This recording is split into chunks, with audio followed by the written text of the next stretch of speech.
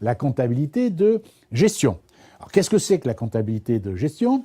Eh bien, la comptabilité de gestion sert à élaborer des documents et à effectuer des analyses pour le chef d'entreprise, le contrôleur de gestion, les responsables de services, etc., etc. Donc maintenant, et j'espère que déjà vous l'intuitez, quelle est la différence entre la comptabilité générale dont nous avons parlé tout à l'heure et la comptabilité de gestion dont nous allons parler maintenant ? Alors c'est très simple, la plus grande différence, c'est que la comptabilité générale, ou la comptabilité financière si vous préférez, elle est obligatoire. Donc il n'y a pas à discuter, hein, c'est obligatoire, ne serait-ce que pour les services fiscaux, tout ce que vous voulez, c'est obligatoire. Alors que la comptabilité de gestion, elle est facultative et elle n'est pas normalisée comme l'est la comptabilité générale. Donc c'est l'entreprise qui décide de mettre en place ou pas une comptabilité de gestion avec les différents éléments qu'il peut y avoir à l'intérieur dont nous allons parler et qui met en place donc ces différents éléments. Hein. Comptabilité générale obligatoire, comptabilité de gestion facultative, mais j'allais dire vivement recommandée. Vous allez comprendre pourquoi.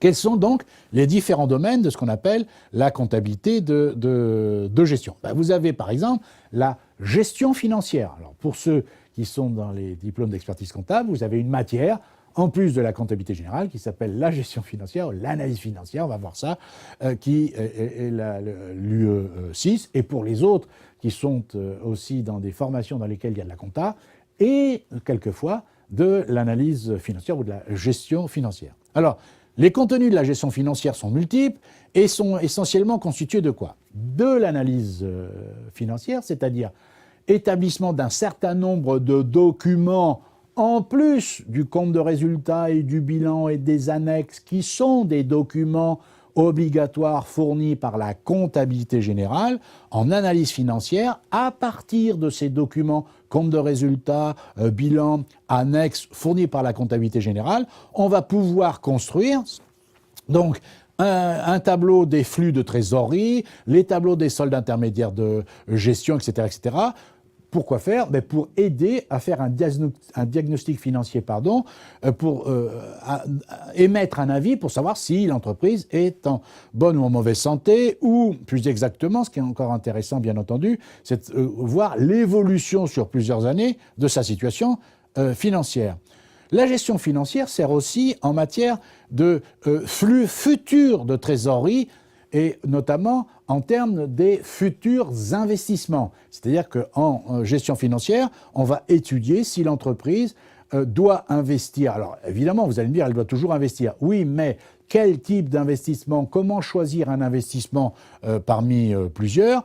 D'une façon simple, évidemment, inutile de vous dire, là, il n'y a pas besoin d'un doctorat de finance internationale pour comprendre qu'un investissement est a priori rentable s'il rapporte plus que ce qu'il coûte. Mais ce qu'il faut voir, c'est indépendamment de ça, ou en tout cas pour répondre à la question est-ce que ça vaut le coup ou pas, regardez évidemment les flux de trésorerie futurs, c'est-à-dire l'argent qui rentre, l'argent qui sort pour ou à grâce ou à cause de cet investissement, savoir si c'est rentable dans le temps. Autre chose aussi que l'on travaille en gestion financière, c'est évidemment le choix des différents modes de financement, donc à long terme et à court terme, que peut avoir l'entreprise. En gestion financière, on se pose la question, on essaye d'y répondre d'une façon rationnelle. Est-ce que l'entreprise, pour financer un investissement, doit augmenter le capital, l'argent qu'on a mis au départ? Est-ce qu'elle doit emprunter? Est-ce qu'elle doit faire du découvert? Est-ce qu'elle doit faire un mix de ces différentes sources de financement? Dans quel pourcentage? Etc., etc. La gestion financière est censée répondre à ce type de questions. Et enfin, en gestion financière, vous allez évidemment vous occuper de la gestion de la trésorerie, des dépenses et également des recettes en termes de placement financier. C'est-à-dire que là, c'est un métier spécifique, gérer la trésorerie de l'entreprise. Voir comment, si on est en déficit de trésorerie, comment on fait pour combler ces déficits. Est-ce qu'on choisit le découvert bancaire?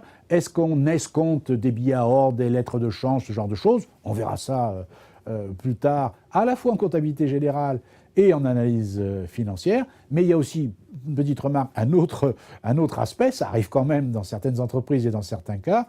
Qu'est-ce que je fais, moi, trésorier de l'entreprise, qu'est-ce que je fais des excédents de trésorerie? Je dois les placer, est-ce que je les place à court terme, à long terme, etc., etc. Vous voyez, ça, c'est la gestion financière. Vous voyez la différence quand même importante avec la comptabilité générale ou financière, qui, elle, est obligatoire, on ne discute pas, c'est comme ça, point barre.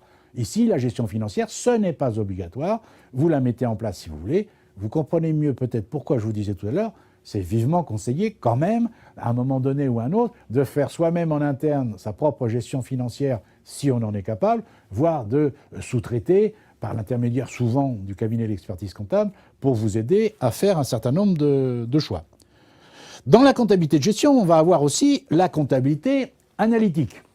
Alors la comptabilité analytique, là aussi, selon la formation que vous suivez, si vous êtes dans la filière expertise comptable, vous avez une matière qui s'appelle le contrôle de gestion, qui est une matière importante et très lourde, dans laquelle vous allez entre autres avoir la comptabilité analytique. Pour les autres, qui sont dans d'autres filières que l'expertise comptable, vous pouvez avoir du contrôle de gestion ou de la comptabilité analytique. On va le voir dans quelques instants. Alors, les rôles de la comptabilité analytique, croyez bien que ce n'est pas rien, ce n'est pas innocent. C'est d'abord analyser le processus de fabrication, notamment, et donc par la suite de calculer les coûts de revient de ce que l'entreprise fabrique et vend, alors par produit, par marché, par pays, etc., etc.